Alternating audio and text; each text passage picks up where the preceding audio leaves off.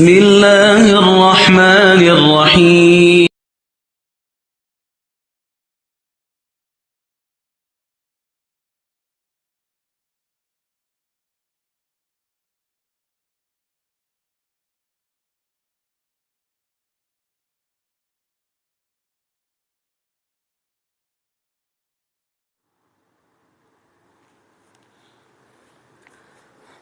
अस्सलाम वालेकुम।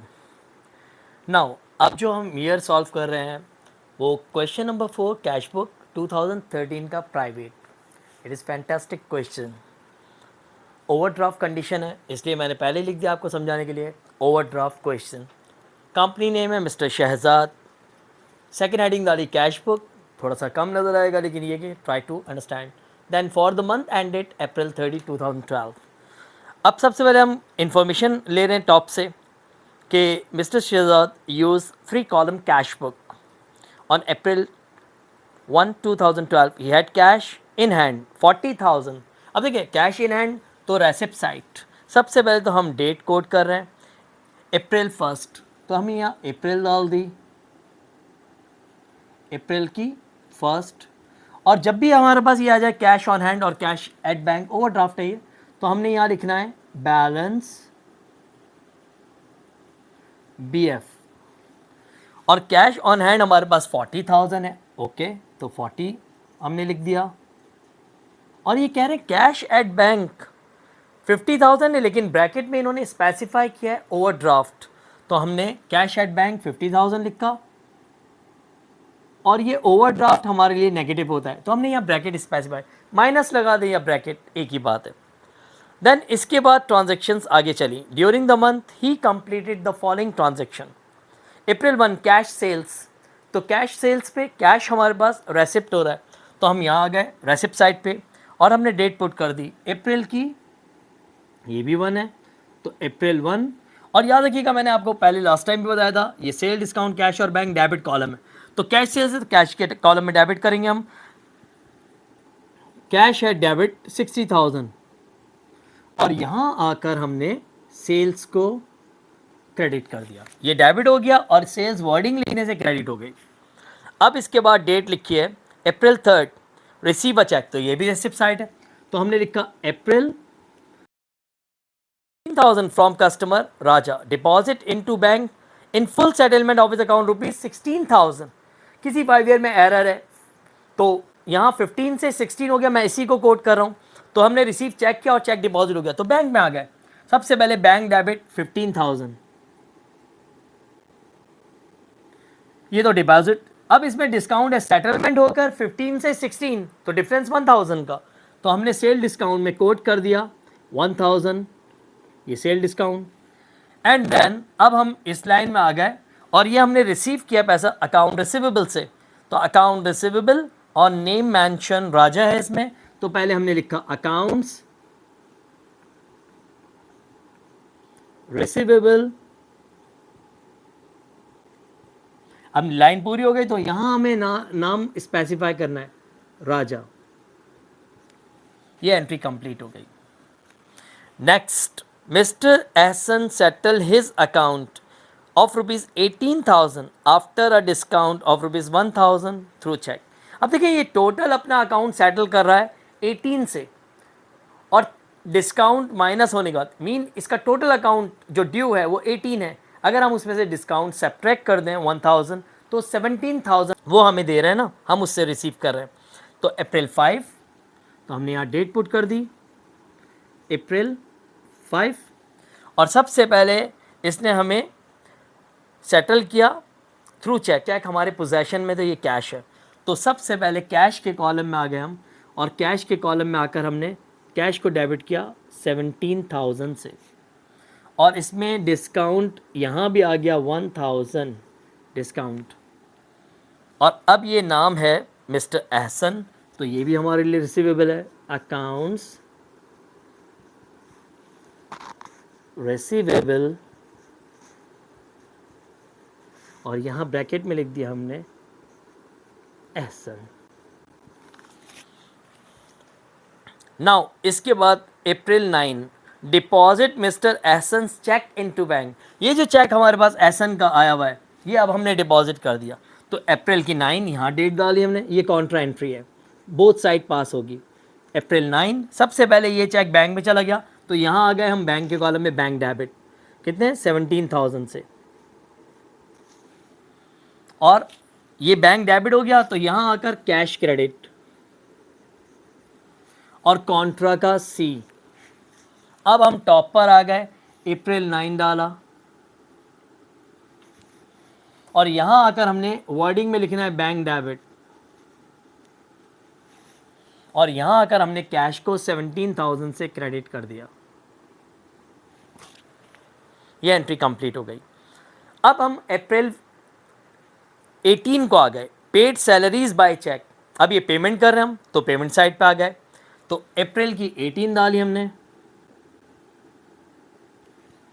तो अब यहां अगर डेबिट का कॉलम ये है तो सैलरीज एक्सपेंस डेबिट,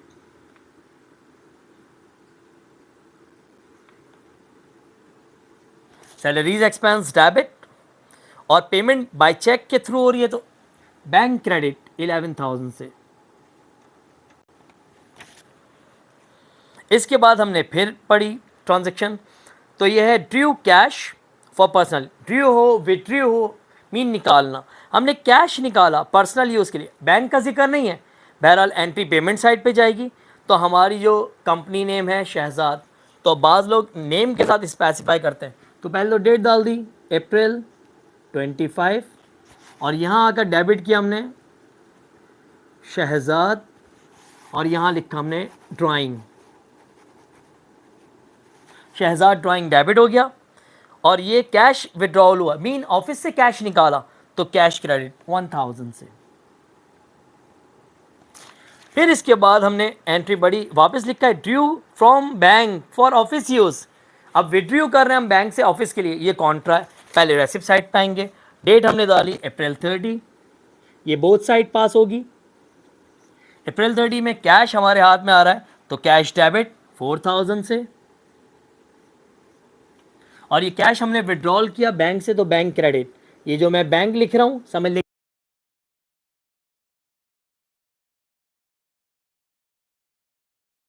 अब यहाँ आ गया डेट, और अप्रैल 30 हमने पुट कर दी, और यहाँ डेबिट हो जाएगा कैश। देखिए यहाँ हमने बैंक क्रेडिट किया, तो यहाँ कैश डेबिट है, अब बैंक क्रेडिट है, तो यहाँ आ गया कॉन्ट्रा का सी, और यहाँ आकर बैंक क्रेडिट 4,000 से। ये हमारी कैश बुक पोस्टिंग के लिहाज से कंप्लीट हो गई। नाउ अब हम बैलेंसिंग करने जा रहे हैं इसकी। हमने देखा कि ये अकाउंट यहाँ ज़्यादा है, तो यहाँ की हमने, वैसे तो मैं एक लाइन ड्रॉप करता हूँ लेकिन मेरे पास स्पेस कम है, इसलिए मुझे लाइन ड्रॉप नहीं करनी है यहाँ। ये मैंने ड्रॉ की, ये मैंने ड्रॉ की, मैंने ये ड्रॉ की, एग्जैक्ट इसके सामने आ रहा हूँ मैं। ये लाइन मैंने ड्रॉ की, एक लाइन मैंने ड्रॉप की, इसके सामने लाइन ड्रॉ की, इधर मैंने, और ये रूल ऑफ किया, ये मैंने लाइन ड्रॉ कर ली। अब मैंने टोटलिंग करनी है, टोटल, तो ये 1,000 1,000 2,000, किसी 5 ईयर में ये 100 रुपये है, लेकिन मेरे सामने जो अमाउंट है मैंने उसी को पोस्ट किया। फिर मैं इसको प्लस करने जा रहा हूँ, तो 40 + 60 1 लाख 117 एंड 121। अब ये देखें ये नेगेटिव है, तो 50,000 नेगेटिव है। इसमें से मैंने क्या किया, पहले 50,000, अगर मैं नेगेटिव है तो आप कैलकुलेटर को यूज़ करें तो माइनस लगा कर काम करें, 50,000 नेगेटिव में लिखें। फिर इसके बाद इसमें आप ये पॉजिटिव है, इनको प्लस कर लें, इसमें प्लस 15,000, फिर प्लस कर लें इसमें 17,000, तो अभी भी नेगेटिव बच रहा है आपका 18,000, तो आपने यहाँ आकर लिखा 18,000 और ये ब्रैकेट है, क्योंकि आपके अकाउंट में पैसा नहीं बल्कि आपके अकाउंट में नेगेटिव अमाउंट है। वजह, आपने बैंक से लोन के तौर पर ओवरड्राफ्ट लिया है 50, और इसके बाद आपने बैंक में डिपॉजिट किया, तो आपका ये डिपॉजिट होने की वजह से आपका ओवरड्राफ्ट कम हो गया, लेकिन अभी भी आप ओडी कंडीशन में। फिर इसके बाद यहाँ आ जाइए, तो अब हमने इस कैश को प्लस कर लिया, ये कैश हमारे सामने आ गया 18,000।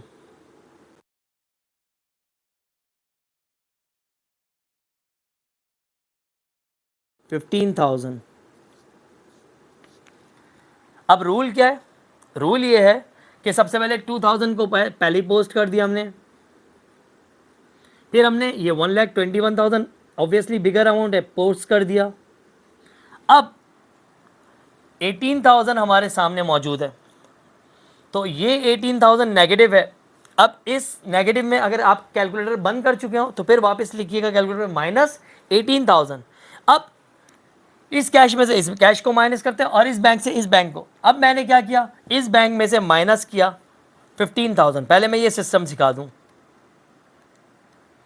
तो अब नेगेटिव आपका आंसर आया यहां 33,000 और ये नेगेटिव है। अब अगर मैं ये 18,000 यहां लिख दूं और ब्रैकेट लगा दूं, फिर अब ऑब्वियसली अब आप देखिएगा टेक्निक, ये पॉजिटिव ये नेगेटिव। सपोज करें कैलकुलेटर ऑन पे लिया हम, पहले लिखा 15,000 और उसमें से माइनस किया मैंने 33,000,